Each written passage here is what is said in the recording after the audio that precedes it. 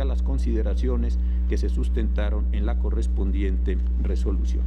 Entonces creo que este tema de saber si los 4 promoventes están legitimados o solo 2 de ellos, como propone el proyecto, es un punto previo de discusión, señor presidente. Muchísimas gracias. Gracias, señor ministro. Está a su consideración, señoras y señores ministros. Señor ministro Saldívar. Gracias, señor presidente. Yo, de conformidad como he votado en los precedentes, no estoy de acuerdo con la propuesta que sobresee la controversia por lo que hace al Tribunal Electoral y al Tribunal de lo Contencioso Administrativo de la Ciudad de México.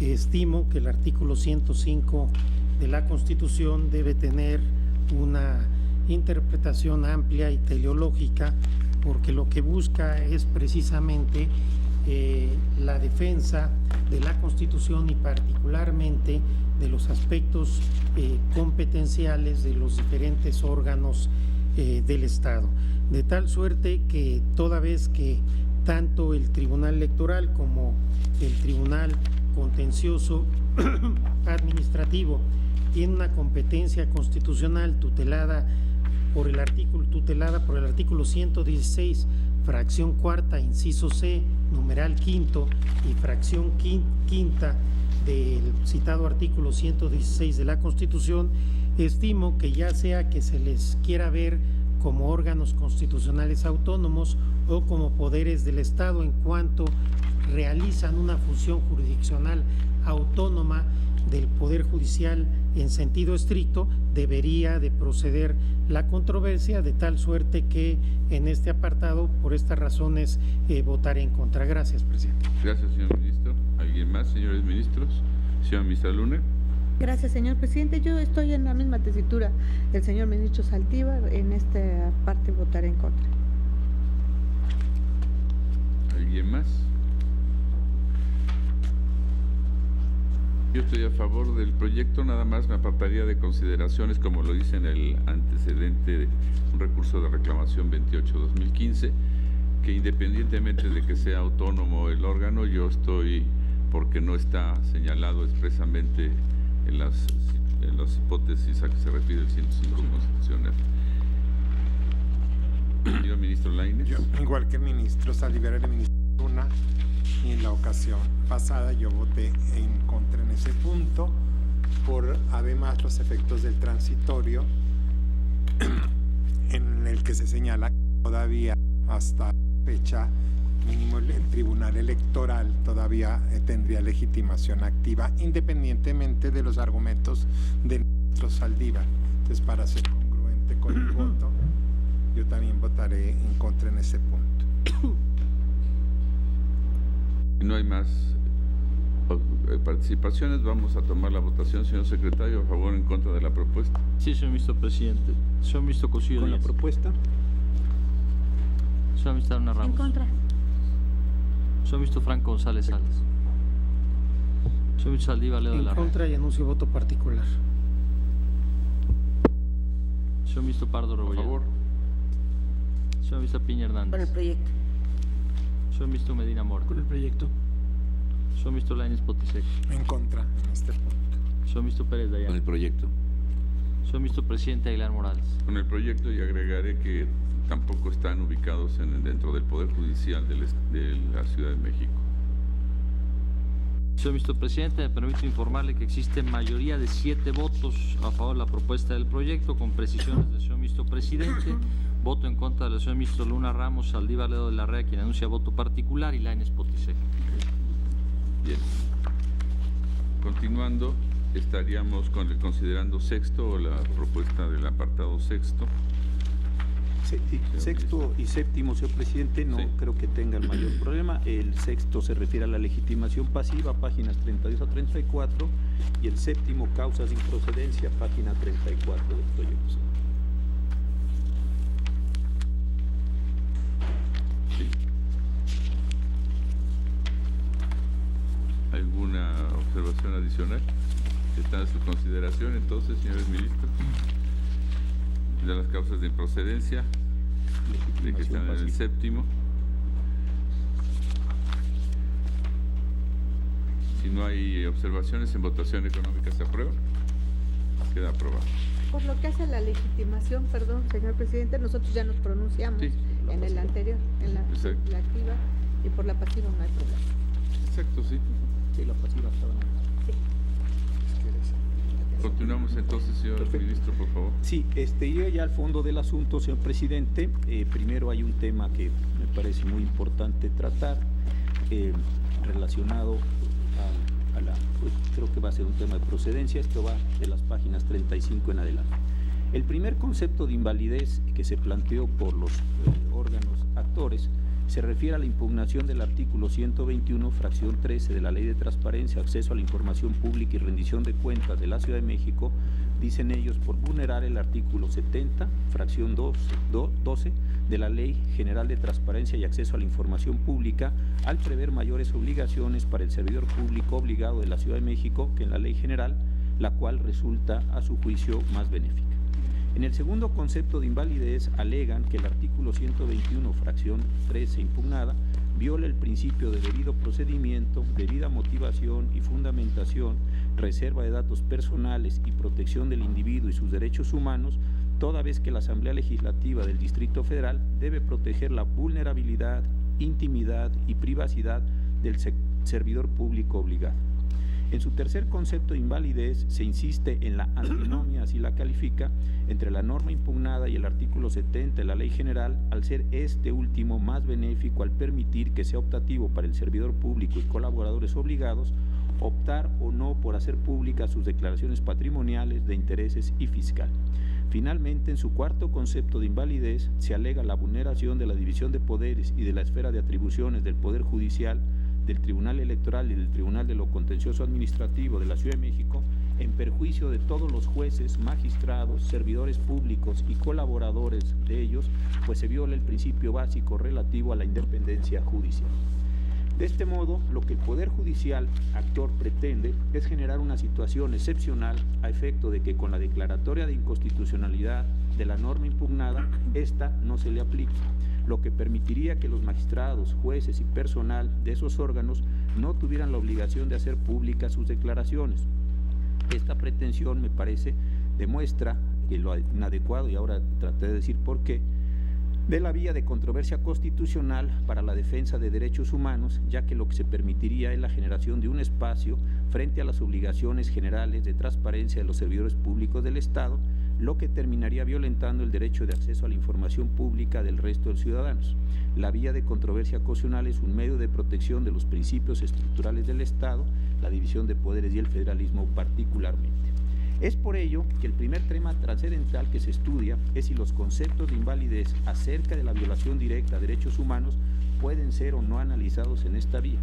El proyecto propone que no puede analizarse este tipo de argumentos en esta vía, por lo que los primeros tres conceptos de invalidez elaborados por el Poder Judicial actor, en los que es evidente que no se hace valer argumentos sobre la invasión a su ámbito de competencias, sino sobre una supuesta violación a los derechos fundamentales de los tribunales actores, esta expresión es textual, así como también este es textual, contra los derechos humanos de los servidores públicos obligados de la Ciudad de México, su persona y familia, el proyecto advierte claramente que este tipo de conceptos deben calificarse como infundados, sin entrar a analizar el mérito del argumento mismo, aplicando el precedente del Tribunal Pleno, fallado por unanimidad de votos al resolver la controversia constitucional 54-2009, el 27 de mayo del 2010, en el que se consideró que en la vía de controversia constitucional no procede a analizar este tipo de argumentos, pues de lo contrario se desnaturalizaría el sistema procesal de este medio de control, el cual está dirigido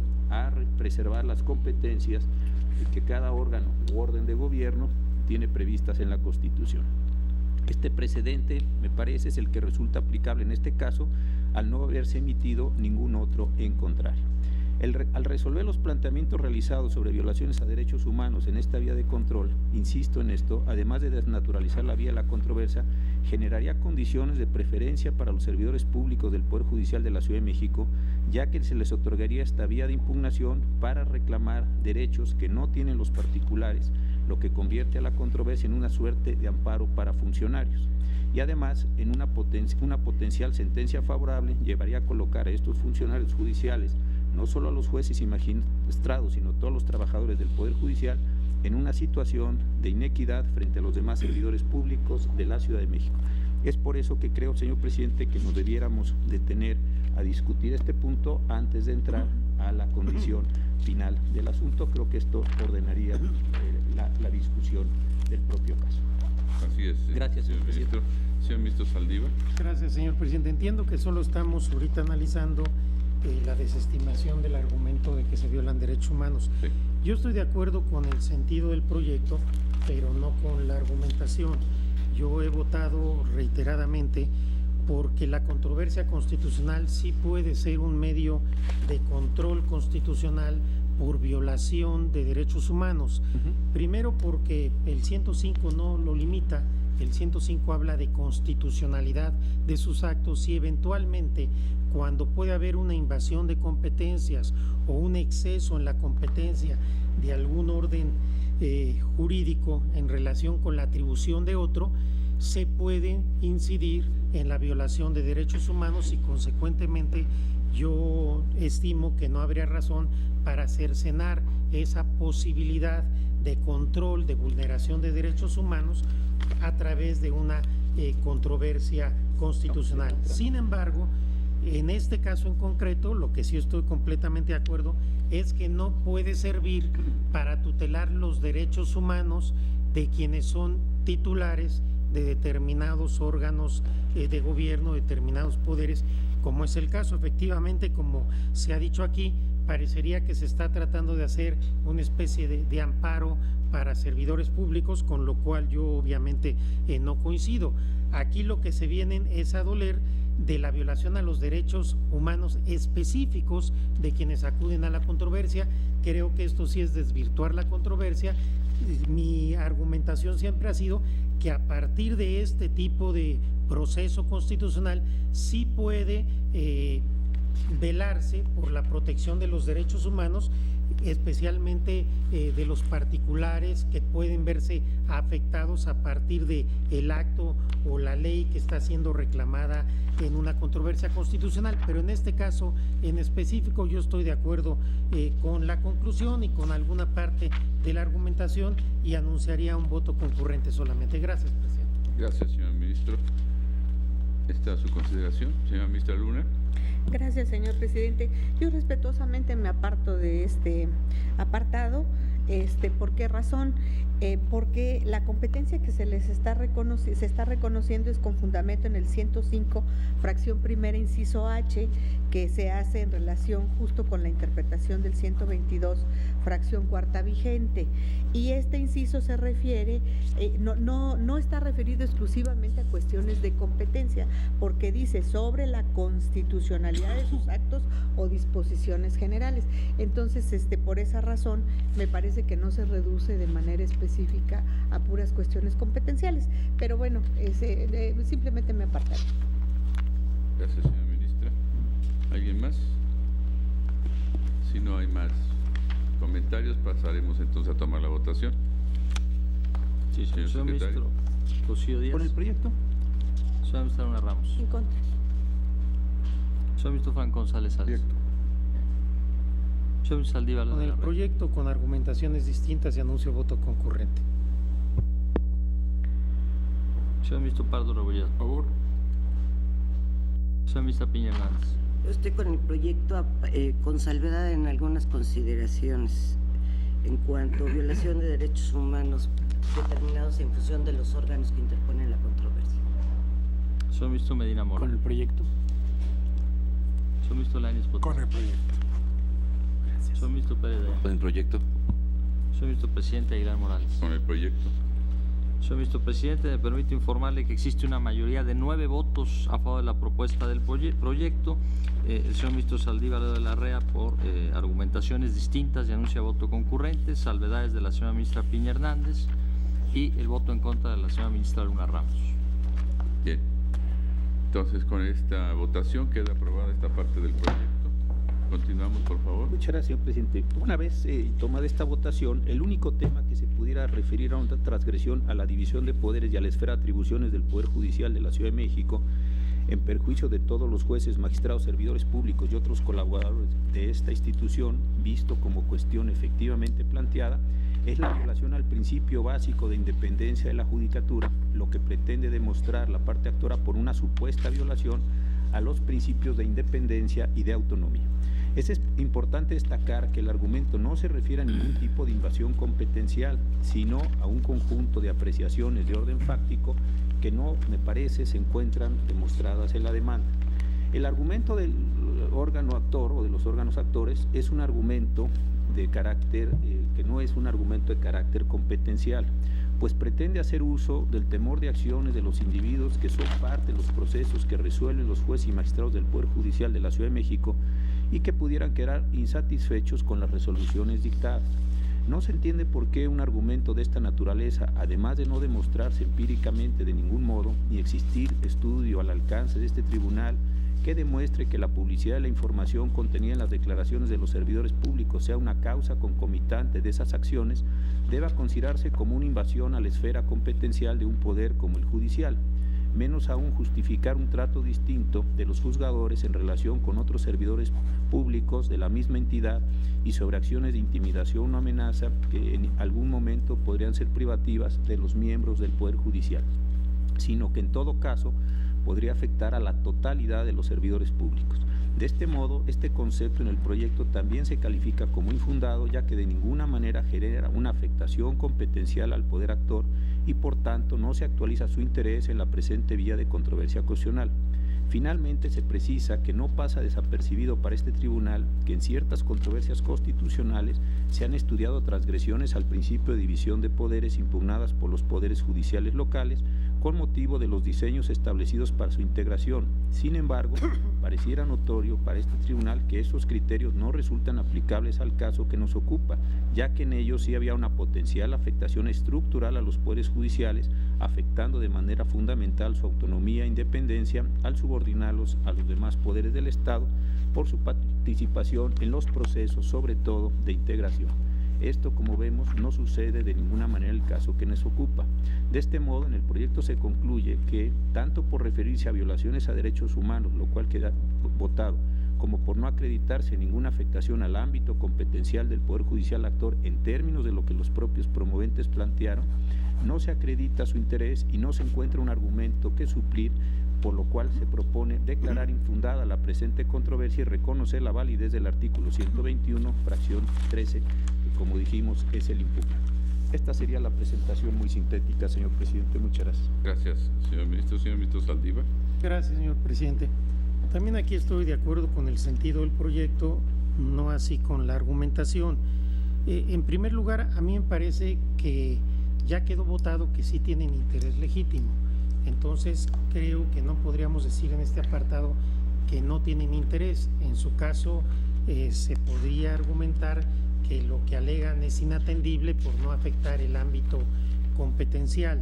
Sin embargo, en mi opinión, aquí hay un argumento que, si bien coincido en que es infundado, sí tiene que ver directamente con la independencia judicial y creo que tendría que enfrentarse ese argumento. Estimo que para esto no sería necesario que se aportaran mayores datos empíricos, simplemente estimo que, así como lo hemos hecho en precedentes en donde se alega la vulneración a la independencia judicial, tendríamos que analizar si estas normas afectan los estándares que comúnmente hemos estudiado: la no intromisión, la no dependencia y la no subordinación de cualquiera de los poderes con respecto a otros. Yo creo que estas normas que estamos analizando no afectan en lo más mínimo la independencia judicial. La transparencia y la rendición de cuentas no tiene por qué verse de forma distinta de quien realiza una función jurisdiccional. Quienes somos jueces no estamos en una situación privilegiada o diferenciada en cuanto a la obligación de que las declaraciones patrimoniales sean públicas, e incluso en un precedente reciente este Tribunal Pleno ya avaló esta situación.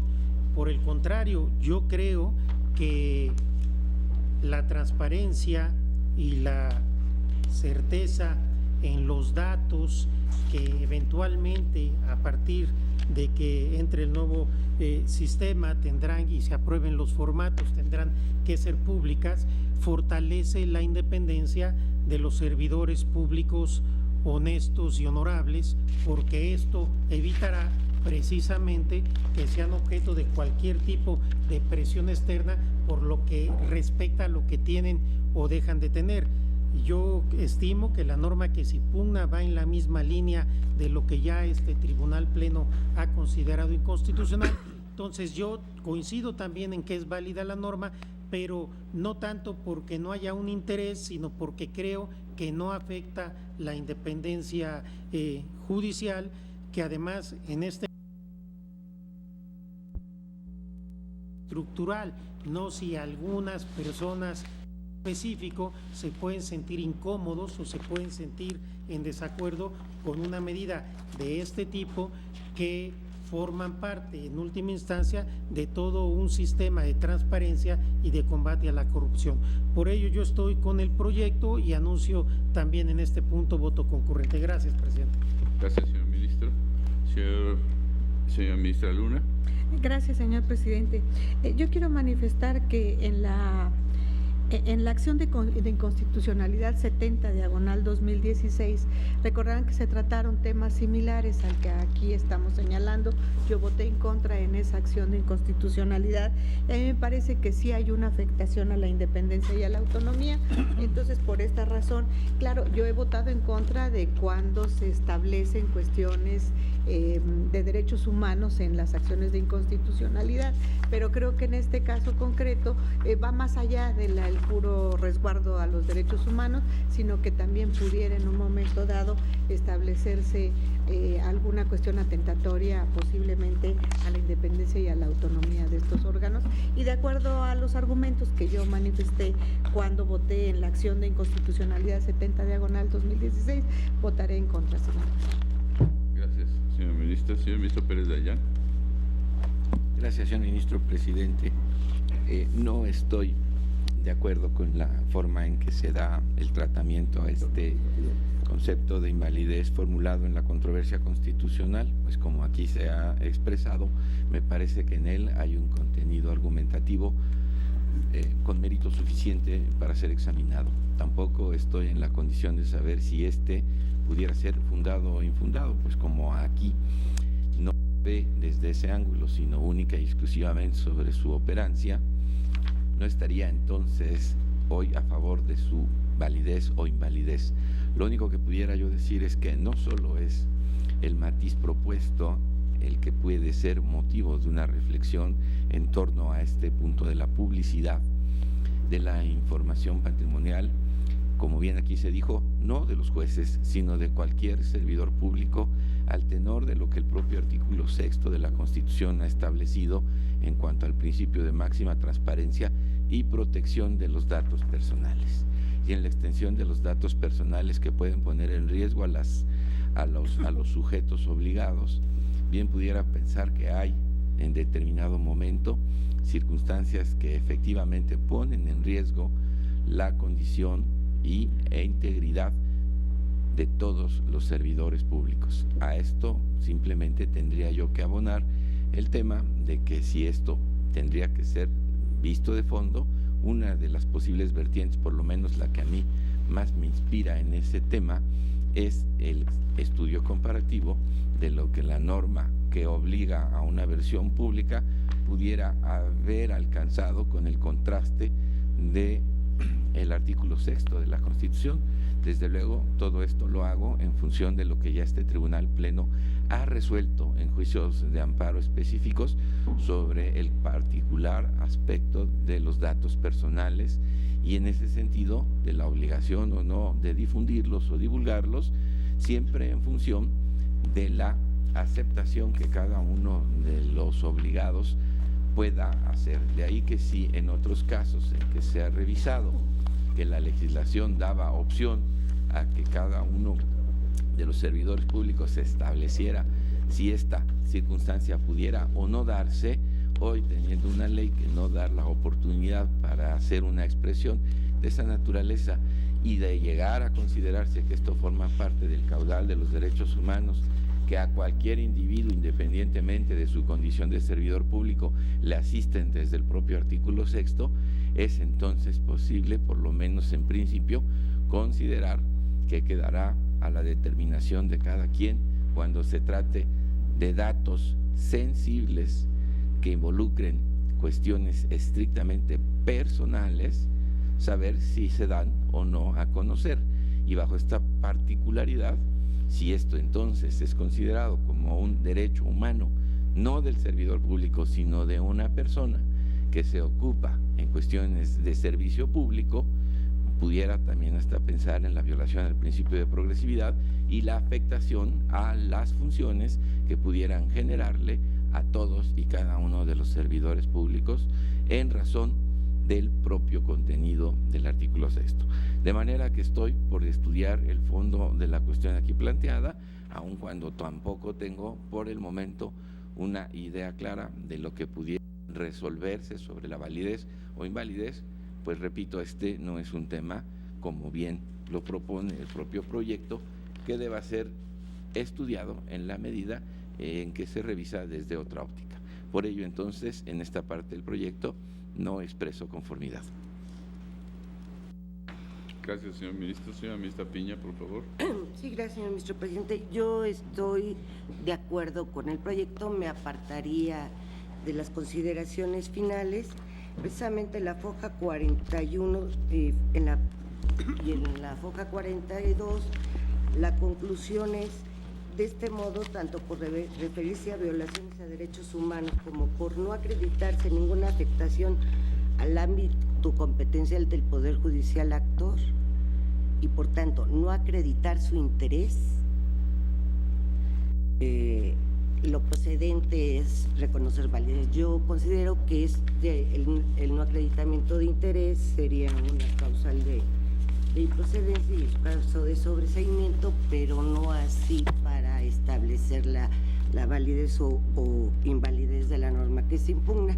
Sin embargo, yo también considero que si hay argumentos en la demanda en cuanto al principio que se está afectando el principio de independencia judicial al obligar a sus colaboradores a hacer públicas sus declaraciones patrimoniales, afectando la función de impartición de justicia, que está en la página 56 de la demanda, y también en las páginas 62 y 64 de la demanda también hablan de la injerencia de uno de los poderes en la impartición de justicia en cuanto a sus garantías judiciales. Yo también haré un voto concurrente, pero sí coincido con el sentido del proyecto. Gracias, señor presidente. Gracias, señora ministra. ¿Alguien más, señores ministros, por favor? Señor ministro Medina Mora. Gracias, señor presidente. Yo comparto el sentido del proyecto. Tampoco comparto la totalidad de las consideraciones. La supuesta vulneración de los principios de autonomía e independencia respecto del ejercicio de la función jurisdiccional relacionada con posibles intimidaciones o ejercicio de presión sobre de la que pueden ser objeto los juzgadores, encuadra, a mi juicio, en una posible violación al principio de división de poderes, oponible válidamente por este medio de control constitucional, que no requiere ser acreditada, porque se puede desprender de un vínculo lógico entre la obligación impuesta por la norma impugnada y la presunta afectación al correcto desempeño de la función encomendada al Poder Judicial.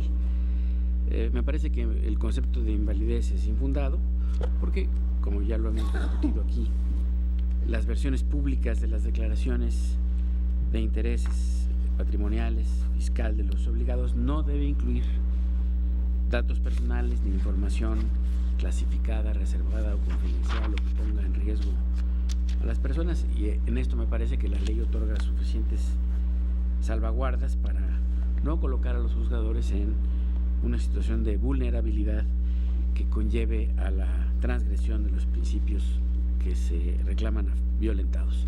En esa lógica yo estoy con el sentido y haría yo un voto concurrente en Gracias, señor ministro. la controversia. Gracias. En su consideración, ya no hay más argumentos. consideraciones, señor ministro Pardo. Gracias, señor presidente. Yo también estimo, en congruencia con lo que voté en la acción de inconstitucionalidad que sirve de precedente al caso concreto, que es la 70 de 2016. En primer término, como ya se ha mencionado, que en este caso me parece que sí hay materia para el estudio de la invalidez que se señala. En el proyecto se parte, desde luego, en el aspecto de procedencia se dice que tratándose de la improcedencia por falta de interés, es un aspecto de fondo que tiene que analizarse en el fondo del asunto, y así lo hace el proyecto. Yo estimo que en la parte en donde el propio proyecto lo resalta, en donde se alega afectación o una posible afectación a el tema de la independencia judicial, no por la circunstancia de que se tengan que hacer públicas las declaraciones patrimoniales, sino porque no se estima que estén debidamente salvaguardados los datos personales de quienes ejercen esas funciones. A mí me parece que esto sí puede resultar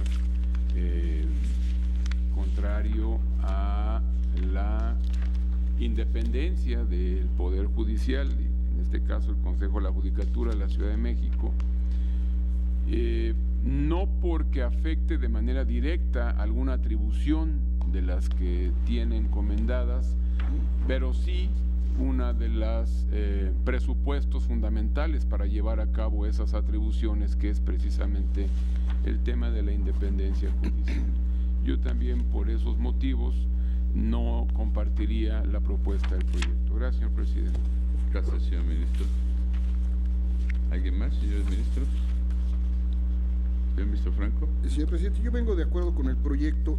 Solamente quiero expresar que es evidente que este artículo que estamos validando necesariamente tendrá que estar vinculado con el nuevo sistema, en donde habrá la autoridad, y esto ya lo validó este pleno, que formule los formatos conforme a los cuales todos los servidores de todos los órganos y órdenes de gobierno tendrán que formular sus declaraciones patrimoniales. Creo que esto para mí es importante, puesto que realmente el artículo es, en mi opinión, como lo está señalando el proyecto, constitucional, y esto debe verse en tanto está inscrito en el nuevo sistema, y consecuentemente se tendrán que cumplir con todo el marco que hoy rige en el sistema de anticorrupción. Entonces, simplemente esa precisión que me parece importante, porque yo vengo de acuerdo con el proyecto. Gracias, señor ministro. Yo también quiero mencionar que en el mismo precedente 70-2016, al igual que otros 3 ministros, como la ministra Luna y el ministro Pardo, voté también en contra de ese punto por las mismas razones que ya se expusieron. Si no hay más comentarios, pasamos a la votación, señor secretario. Sí, señor ministro Cosío Díaz. Con el proyecto. Señor ministro Luna Ramos. En contra. Señor ministro Franco González. Con el proyecto. Señor ministro Saldívar Ledo de la Con el Rea. proyecto, por razones distintas, anuncio voto concurrente. Señor ministro Pardo Rebolledo. En contra del proyecto. Señor ministro Piña Hernández. Con el proyecto, separándome de consideraciones y anuncio voto concurrente. Señor ministro Medina Mora. Con el sentido del proyecto, por consideraciones distintas, anuncio voto concurrente respecto de todo el proyecto. Señor ministro Lainez. Con el proyecto. Señor ministro Pérez de Anda. En contra y por su estudio de fondo. Señor ministro Presidente Guillermo Morales. En contra en esta parte del proyecto. Señor ministro Presidente, me permito informarle que existe una mayoría de 6 votos a favor del sentido del proyecto. El señor ministro Saldívar Ledo de la Rea, por razones distintas, y anuncia voto concurrente. La señora ministra Piña Hernández y el señor ministro Medina Mora, en contra de consideraciones, y anuncian voto concurrente. Y voto en contra de los señores ministros Luna Ramos, Pardo Rebolledo, Pérez Dayana y Aguilar Morales. Muy bien. Queda resuelto en esta parte también. Nos lee los resolutivos, por favor. Sí, señor ministro presidente. Primero, es parcialmente procedente pero infundada la presente controversia constitucional. Segundo, se sobresee en la presente controversia constitucional respecto de la impugnación hecha valer por el Tribunal Electoral y el Tribunal de lo Contencioso Administrativo, ambos de la Ciudad de México, al carecer de legitimación activa para promover el presente medio de control constitucional. Tercero, se reconoce la validez del artículo 121, fracción 13ª de la Ley de Transparencia, Acceso a la Información Pública y Rendición de Cuentas de la Ciudad de México, publicada el 6 de mayo de 2016 en la Gaceta Oficial de la Ciudad de México. Y cuarto, publiques esta resolución en el Semanario Judicial de la Federación y su Gaceta. ¿Están de acuerdo con los resolutivos, señores ministros? En votación económica se aprueba. Queda entonces aprobado y con ello resuelta la controversia constitucional 62-2016. Continuamos, por favor. Perdón, señor ministro. Gracias, señor presidente. Solamente para claridad del acta, reiterar que haré voto particular por lo que hace al capítulo de sobreseimiento y voto concurrente en el capítulo de estudio de fondo de la controversia. Gracias, presidente. Gracias. Tome nota la secretaría, por favor. Yo voto particular. Y voto particular de la señora ministra Luna. Señor ministro Franco. Yo voy a formular un voto concurrente, pero en apoyo del proyecto con algunas consideraciones adicionales, como la que mencioné durante mi intervención. Bien. Gracias. También tome nota la Secretaría para el acta. Continuamos entonces con los asuntos listados. Sí, señor ministro presidente. Se somete a su consideración el proyecto relativo a la acción de inconstitucionalidad 32/2016, promovida por la Comisión Nacional de los Derechos Humanos, demandando la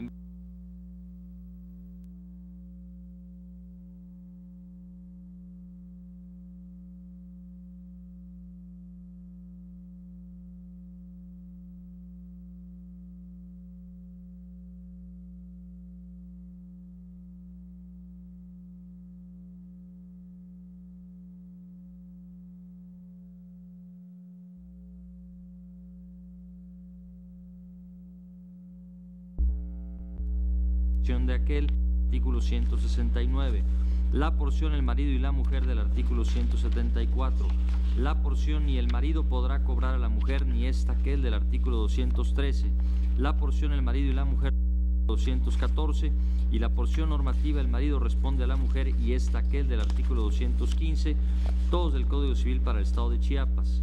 Tercero, publiques esta sentencia en el Diario Oficial de la Federación, en el Periódico Oficial del Estado de Chiapas, así como en el Semanario Judicial de la Federación y su Gaceta. Gracias, señor secretario.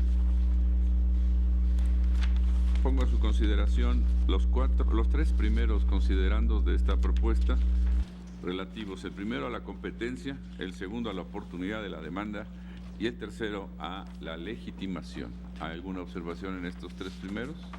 Si no la hay, en votación económica se aprueba, quedan aprobados. En relación con el cuarto considerando, le doy la palabra a la señora ministra Luna. Gracias, señor presidente. Sí, en las causales de improcedencia, el Poder Legislativo del Estado de Chiapas adujo que existe una causal de improcedencia en relación con el artículo 144. El artículo 144 no sufrió reforma alguna en el decreto que ahora se viene combatiendo. Entonces, por esta razón, se nos dice que al no existir un acto concreto de aplicación, que prácticamente la acción de inconstitucionalidad sería improcedente. Sin embargo, nosotros estamos en la página 8, estamos desestimando esta causal de improcedencia porque estamos manifestando que el artículo 144, desde la demanda que motiva esta acción de inconstitucionalidad, nunca se impugna en su carácter de una declaración directa, sino siempre se hace valer como una declaración de invalidez por extensión. Claro, esto depende primero de que se declare la invalidez del artículo 145 y por supuesto si esto se llega a tener mayoría, bueno, pues se declararía la invalidez por extensión y por esa razón se desestima la causal de improcedencia y se dice que no está impugnándose de manera directa en cuanto a su inconstitucionalidad. Ahí está su consideración esta parte, señores ministros. ¿No hay observaciones? No, señor presidente. No. Vamos a tomar la votación y esperaremos que ahora que se reincorpore el señor ministro Saldívar, nos dé su voto. En votación económica se aprueba, señores ministros. Está aprobado. Continuamos, por favor, señora ministra. Sí, señor presidente. El siguiente apartado está referido ya al fondo del asunto. En cuanto al artículo, se vuelve a mencionar que el 145 el 144 se hace valer por vía de extensión y que en realidad se impugna la inconstitucionalidad directa del artículo 145 en la porción normativa que establece el hombre y la mujer. El artículo dice lo siguiente: para contraer matrimonio el hombre y la mujer necesitan haber cumplido 18 años, y en relación con esto se aduce que se está violentando el derecho de autodeterminación de las personas al libre desarrollo de su personalidad y el principio de igualdad, porque a partir de ello se da un trato discriminatorio a las parejas del mismo sexo respecto de las heterosexuales al excluirlos de la posibilidad de contraer matrimonio. Esto se hace conforme a un precedente que es la acción de inconstitucionalidad 28/2015 del Estado de Jalisco, en donde se invalida exactamente una porción normativa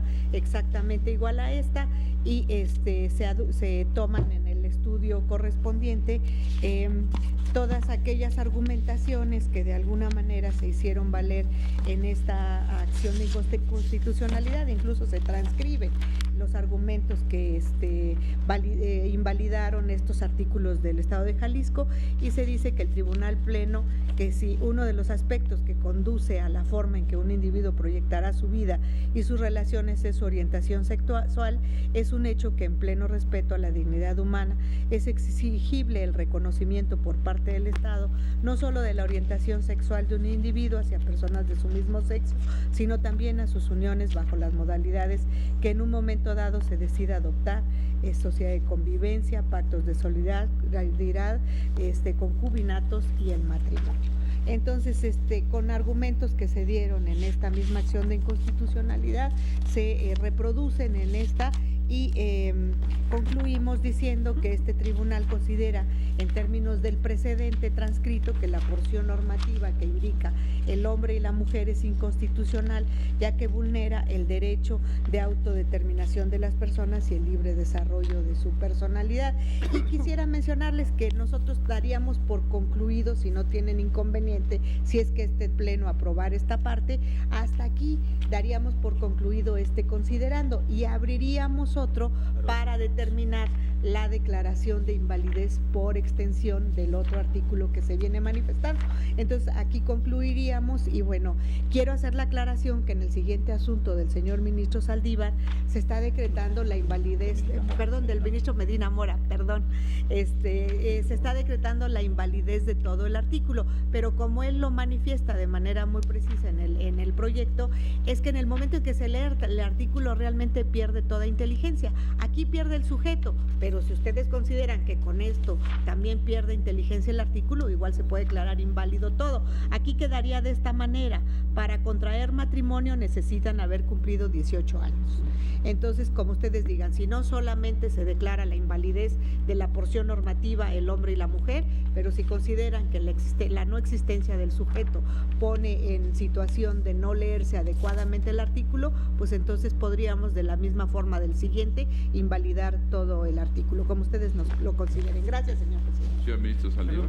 Nada más una aclaración. Yo sugeriría, por razones de facilidad, si no tiene inconveniente, que discutiéramos el proyecto tal como lo presenta la señora ministra, con el que yo estoy de acuerdo, y eventualmente cuando veamos la propuesta del ministro Medina Mora pudiéramos analizar este tema, porque es difícil discutir un tema que no lo tenemos a la vista en el proyecto. Sería una muy amable sugerencia. Gracias, presidente. Me parece que sí, es mejor hacerlo en relación con la propuesta concreta. Yo no cambio en este momento la propuesta para nada, solamente que este pleno estimara lo contrario, pues la cambio. Ok. Señor ministro Pérez Dayán. Gracias, señor ministro presidente. Sin embargo, estudiar la propuesta tal cual está me llevaría pues a una circunstancia compleja, pues convinimos que la causal de improcedencia no se analizara como tal en cuanto al 144, en tanto esta se vería como una extensión. es evidente que aquí el tratamiento que se da inmediatamente después de analizar el 145 es como si fuera un acto destacado. Pues en este sentido se está expresando que son igualmente fundados los conceptos de agravio en contra de esta disposición. Se dice, asimismo, la porción que indica la perpetuación de la especie que se establece como condición para el matrimonio es inconstitucional porque viola igualmente el derecho al libre desarrollo de la personalidad y a la autodeterminación sobre el número y espaciamiento de los hijos que deseen tener, o en su caso, la decisión de no tenerlos. Cuando se declara por extensión una invalidez es porque se demuestra que esta disposición depende en sus efectos, en sus condiciones, de la declarada inválida. Es decir, no hay un argumento expreso que lleve a considerar que la extensión alcanza sus efectos precisamente por esta razón. Si ustedes analizan, el caso concreto tiene un apartado en donde se examina el argumento de invalidez para el 145 en la parte que indica el hombre y la mujer, y luego para la perpetuación de la especie se hace saber también un argumento. Si cada uno de ellos se rige por un argumento, entonces el acto es destacado y habría que revivir el tema de si están o no en tiempo para combatirlo. Convengo en que la temporalidad en nada afecta la invalidez por extensión, en tanto si una norma tiene una dependencia absoluta de otra que ha sido declarada inválida, pues lo más lógico es que este órgano jurisdiccional, a efectos de evitar que con ello se produzca inseguridad por la incertidumbre de tener una disposición aislada que no tiene ninguna otra congruencia con el orden jurídico del cual emana, pues evidentemente la temporalidad no juega. Pero si la temporalidad fue motivo de una solicitud y esta se determinó, no se analiza, pues es posible que se vea desde la óptica de la extensión de efectos, pero la extensión de efectos tiene una razón propia, entonces la razón propia impera y me parece que se está considerando como un acto destacado. Por eso creo entonces que si se analizara esto en global, pues tendríamos que volver al tema que aquí se votó, porque solo se vería por extensión de efectos. Precisamente mi observación iba en el sentido en el que habría un argumento específico para el artículo. De ahí que en esa circunstancia la señora ministra ofreció que pararía el asunto a partir de que se llegaría al examen de esta disposición. De suerte que si se examina globalmente yo encuentro esta dificultad técnica, que por lo menos a mí me haría, entonces, emitir pronunciamiento respecto a la improcedencia porque no se combatió en tiempo. Gracias, señor presidente. Ok, gracias, señor ministro. Señora ministra Luna, ¿quería hacer usted una aclaración? Creo que el señor ministro Cosío va a referirse a eso. Pero, sí, pero antes entonces, la señora ministra Piña me pidió la palabra. Sí, en la página 19 se habla, es donde se haría la diferenciación, donde dice asimismo la porción que indica la perpetuación de la especie. Claro. Sí, ahí estaría, y está en función de lo que se estableció en el propio precedente que se está citando en el proyecto como fundamento para decretar la inconstitucionalidad, específicamente cuando se hace referencia en la página 14, en cuanto a no tiene como finalidad la reproducción esencial, que es también en función de eso que se está determinando la extensión. Entonces yo estaría de acuerdo con el proyecto si es acorde con con el precedente que se está citando, y de ahí vendría la extensión y la invalidez por extensión. Yo nada más en donde tengo mis dudas por el propio sentido de las normas, está en la fracción, en la página 20, porque aquí ya está, ahí se reproducen las normas. Entonces vamos quitando determinadas porciones normativas a estas normas. Estas están expresadas en la página 21. el esposo del consentimiento de la esposa ni esta de la autorización de aquel del artículo 169, la porción el marido y la mujer del artículo 174, la porción ni el marido podrá cobrar a la mujer ni esta aquel del artículo 213 y la porción el marido y la mujer del artículo 214, así como el marido responde a la mujer y esta aquel del artículo 215, todo del Código Civil. Sin embargo, creo que en estos supuestos específicos, el quitar las porciones que se están aludiendo específicamente en el punto resolutivo segundo, sí vaciaría de contenido los artículos que se están impugnando. Sí.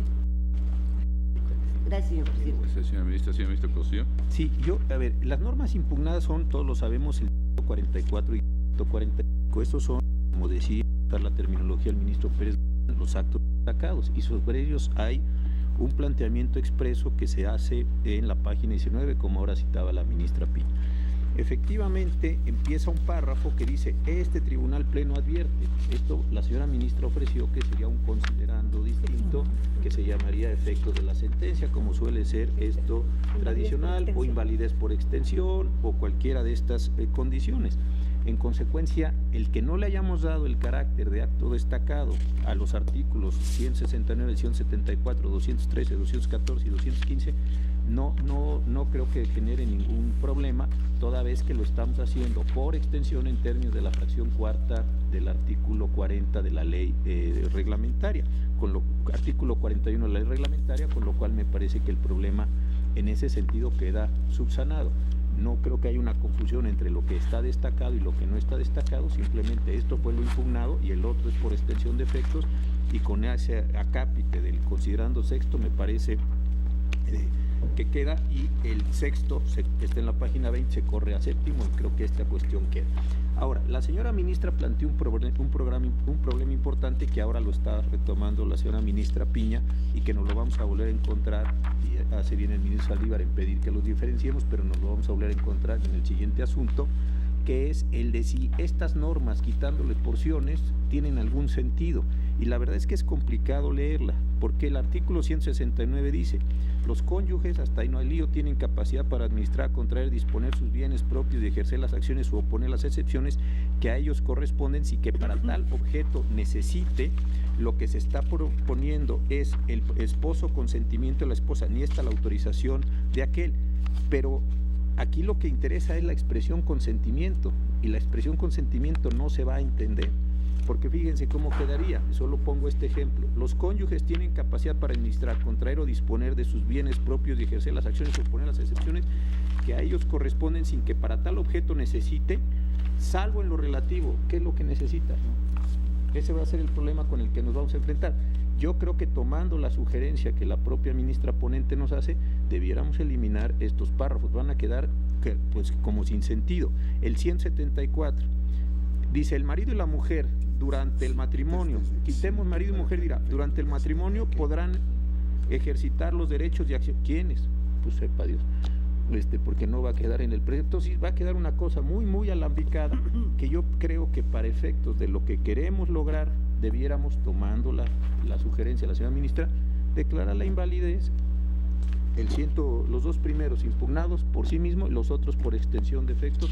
Yo creo que resulta mucho más legible una resolución ahí. Le damos la posibilidad, o más bien forzamos al legislador del Estado a que legisle adecuadamente estas materias, y no dejamos una cuestión que va a generar, me parece, más problemas, con toda franqueza, que soluciones. Yo, retomando esta propuesta, creo que es mucho mejor proceder en este término. Gracias, señor presidente. Es que yo creo, perdón que les diga, pero yo creo que lo que debemos votar es por la invalidez primero. Si consideramos que es inválido, entonces ya determinaremos si se ajusta el texto. Incluso después, si después de ajustar el texto, si así se acuerda, cuál sería por extensión alguna otra disposición que se debiera invalidar. Pero primero votemos sobre la invalidez misma de la disposición y ajustaremos su texto según el número de votos. Señor ministro Pérez Dayán. Gracias, señor ministro presidente. Pedí una aclaración solo para el efecto de ordenar mis propias ideas.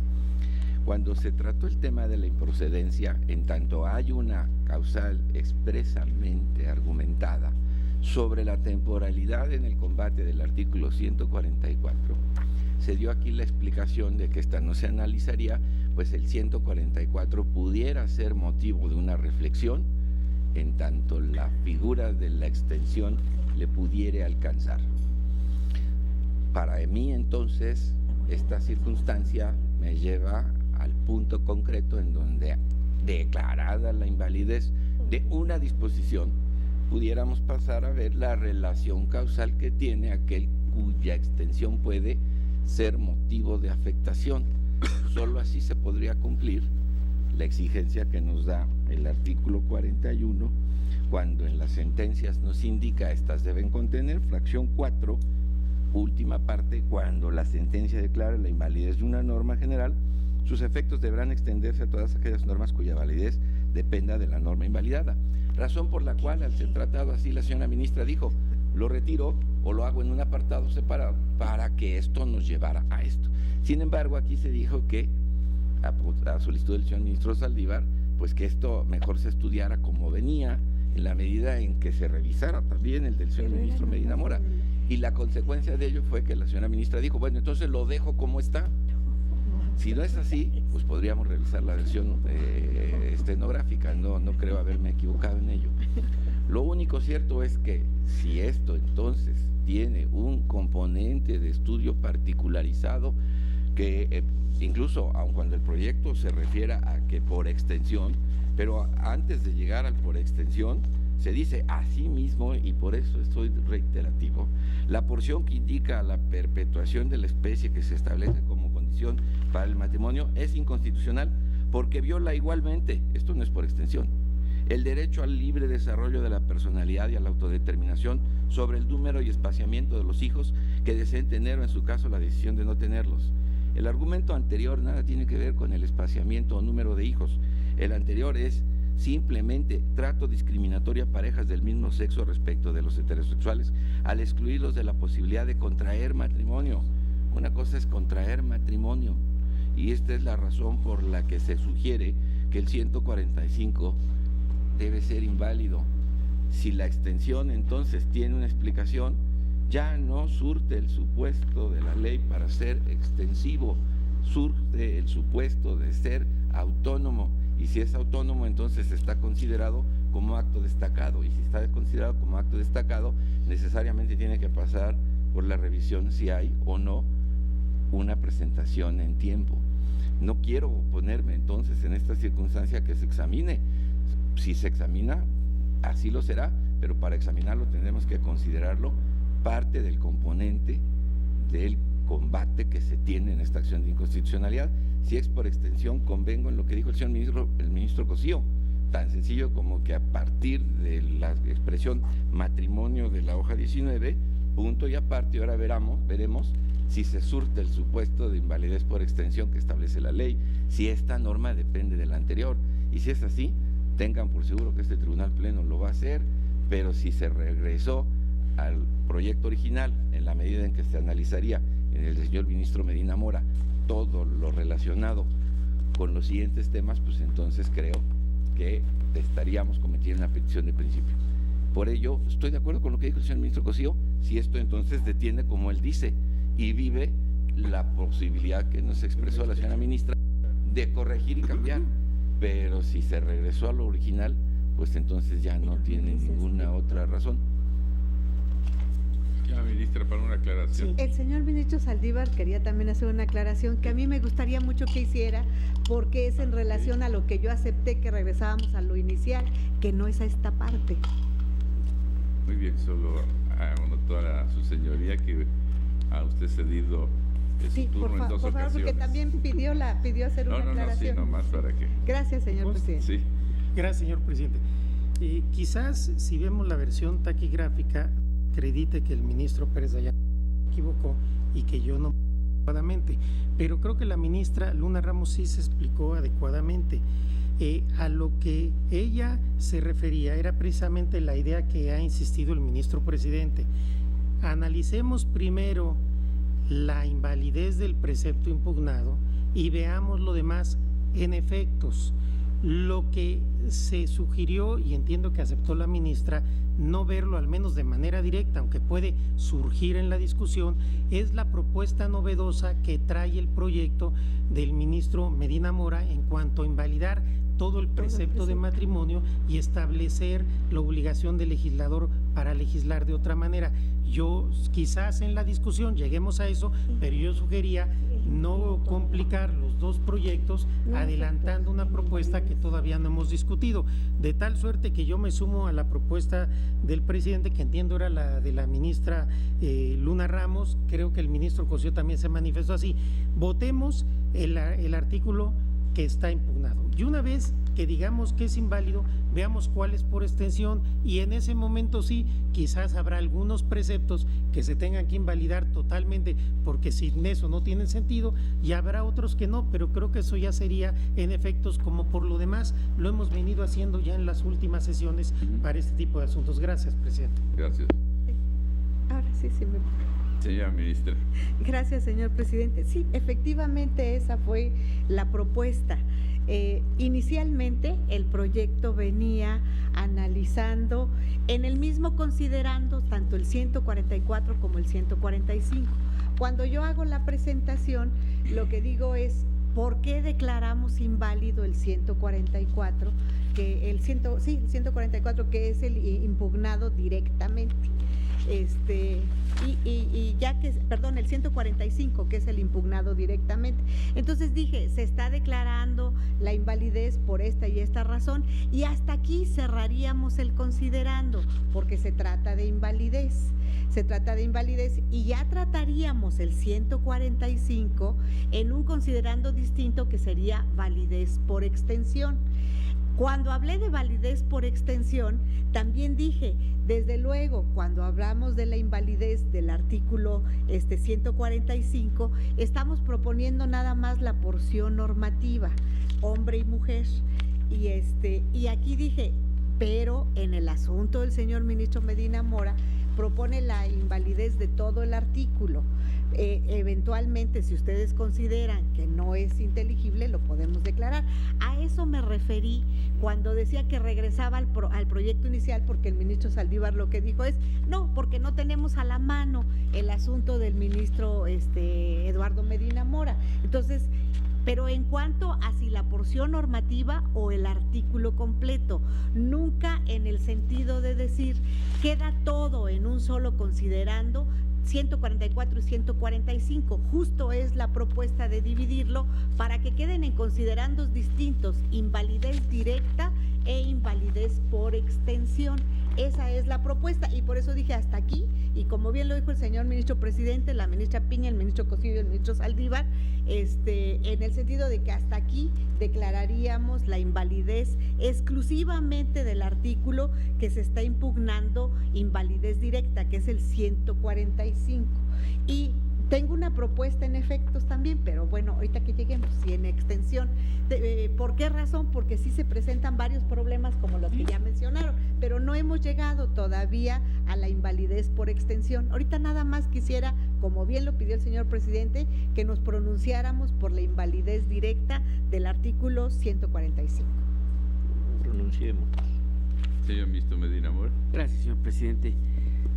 Yo estoy de acuerdo con la propuesta de invalidar la porción normativa, el hombre y la mujer, en el artículo 145.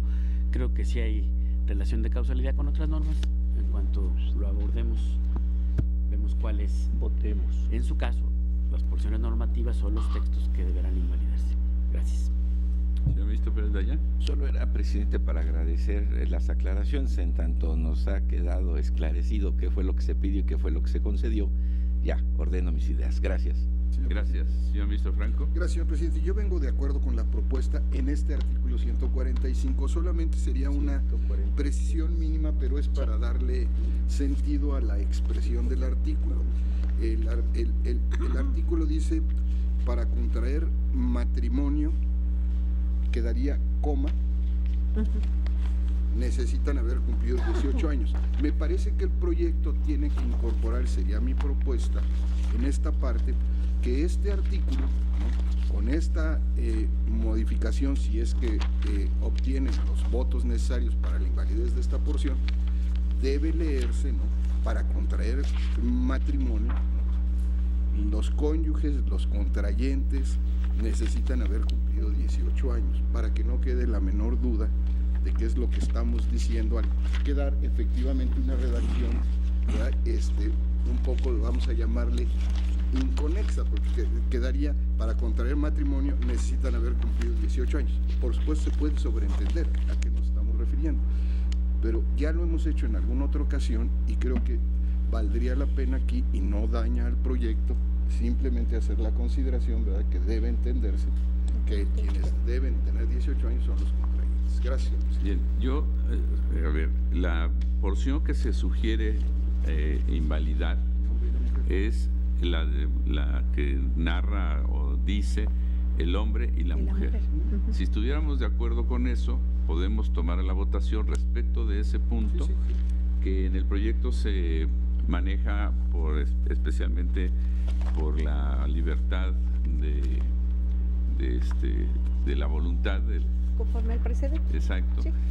En el cual yo, por cierto, votaría distinto como en el precedente.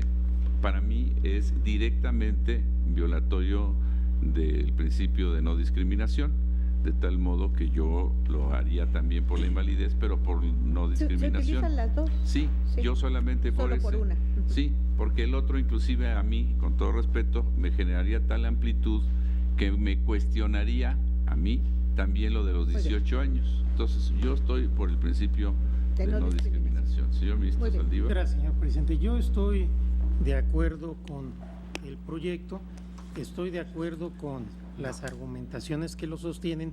Sin embargo, como lo hice en la acción de inconstitucionalidad 28/2015, que como ha dicho la ministra Luna Ramos, se retoma en el actual, haré un voto concurrente porque me parece que los principales argumentos que sustentan la impugnación es precisamente la violación al principio de igualdad.